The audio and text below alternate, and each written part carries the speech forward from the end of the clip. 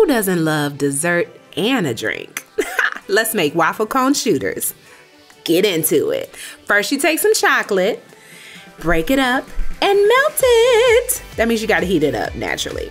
And then you're gonna paint it inside the cone. Isn't this pretty? It's like painting with chocolate. Ah! You can lick the brush when you're done.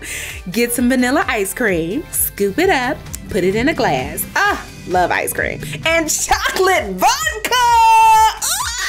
Irish cream. Yes, this is gonna be so good. I can feel it.